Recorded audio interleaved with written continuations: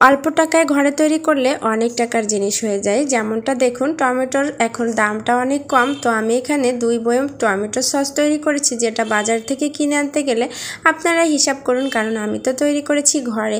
আর যারা আমার মতো ঘরে তৈরি করতে চাচ্ছেন তারা অবশ্যই আমার পুরো ভিডিওটা কন্টিনিউ করবেন।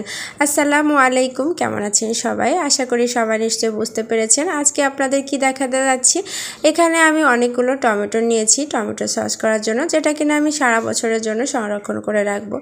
এখানে আমি 6 কেজির মতো টমেটো নিয়েছি।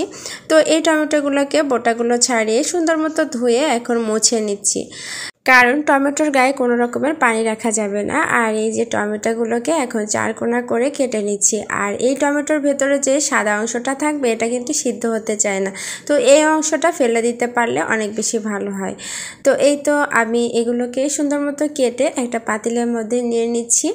এখন সিদ্ধ দেওয়ার সময় এর মধ্যে পর্যাপ্ত পরিমাণে তেঁতুল দিব, পরিমাণ মতো অবশ্যই হতে হবে। এখানে 6 কেজির জন্য আমি 1 মুঠো পরিমাণ তেঁতুল দিয়েছি, পরিমাণ মতো লবণ আর শুকনো মরিচ ফেলে দিয়েছি।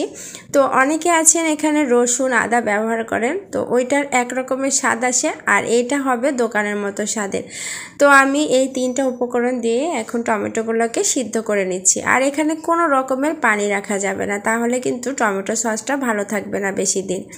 টমেটো বলে কষার পরেই অনেকটা পানি বেরিয়েছে, এই পানিটা কিছুটা কমিয়ে নিব আর কিছুটা ব্লেন্ড করার সময় লাগবে, তো এর জন্য রেখে দিব। এখানে আমি কয়েকটা এলাচ দারচিনি দিয়ে দিলাম। আর যখন টমেটোটা আমি ব্লেন্ড করব তার আগে এই যে তেঁতুলের মধ্যে বিচিটা আর এলাচের খোসাটা ফেলে দিব।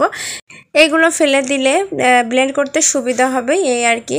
তো এই যে ব্লেন্ড করার জন্য আমি জারে নিয়ে নিচ্ছি আর ব্লেন্ড করে একটা চালনের মধ্যে রেখে দিচ্ছি। এটা ছেঁকে নিতে হবে, কারণ এই যে এই বিচিগুলো থাকলে তো আর টমেটো সসটা মিহি হবে না, সেজন্যই অবশ্যই আমাদেরকে ছেঁকে নিতে হবে। তো যখন ছেঁকা হয়ে যাবে তখন আমরা চুলার উপরে আরেকটা পাতিলে দিয়ে দিব।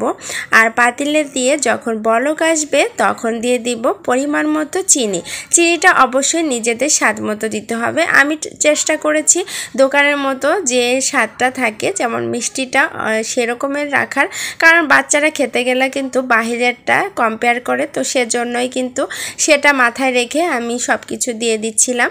তো এই পর্যায়ে এতটা ফুটতে ছিল টকবক করে যে মুখে চোখে চলে আসছে, তাই আমি ঢাকনা দিয়ে ঢেকে দিয়েছি। আবার ঢেকে দিলে তো হবে না, এই যে এই টকবক করা অবস্থায় কিন্তু পাতিলের নিচে লেগে যেতে পারে, তো সেজন্য কিন্তু অনবরত নাড়তে থাকতে হবে। তো আমি আবার এই টিপসটা ফলো করলাম যে এই যে ঢাকনাটা দিয়ে হালকা একটু উঠিয়ে এটা খুন্তি দিয়ে এই যে নেড়ে দিচ্ছিলাম, কারণ যাতে পিছনে লেগে না যায়। তবে অল টাইম তো আর ঢাকনা দিয়ে রান্না করা সম্ভব না, তো এই জন্য আমি চুলার আঁচটাকে একটু কমিয়ে ঢাকনাটা তুলে একটু চেক করে দেখছিলাম যে সসটা কোন পর্যায়ে আছে। দেখলাম বেশটা ঘন হয়ে এসেছে। তো এই পর্যায়ে আমি দিয়ে দিব 1 কাপ সিরকা, আর এই সিরকাই কিন্তু টমেটো সসটাকে দীর্ঘদিন ভালো রাখতে সহায়তা করবে। তো এভাবে কিন্তু টকবক করে ফুটতেছিল, চুলার আঁচ একেবারেই কম রেখেছিলাম।